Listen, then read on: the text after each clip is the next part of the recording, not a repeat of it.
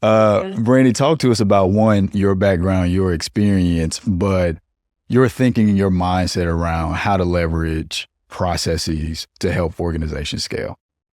So I have been an executive assistant and office manager for like over a decade. Mm-hmm. And in the last like corporate position that I had, I worked with operations and project management, and I really honed in on those skills. You know, it was for a private equity firm.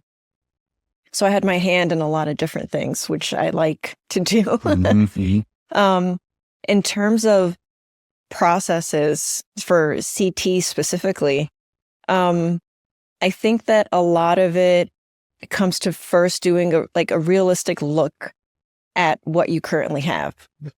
You need to do like a really good analysis in terms of what's working, what's not working. And you also have to be realistic in terms of what you're married to. Because a lot of entrepreneurs, they have a certain way of doing things and they don't realize that those things, if you want to scale, you're going to have to change some of what you're doing, you know?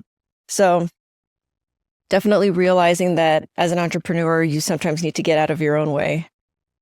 And in terms of my thinking around that, I think that it's super important, like you guys said, to have a really good team, but also make sure that you have everything really organized. I'm very type A.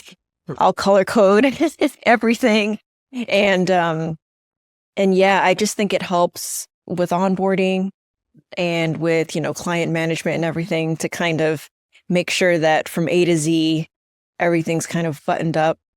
I know you and IB have had some conversations in terms of, well, how do we templatize this and how do we, you know, build this out? And we've had to change it a few times, and that's okay. So even while you're in the process of growing, not being married to any one thing, I think just knowing that scaling is a mindset of like evolution, and you have to be ready to do it if you want to grow. It's a quotable. Is that a quote? That's what I was That's a quotable.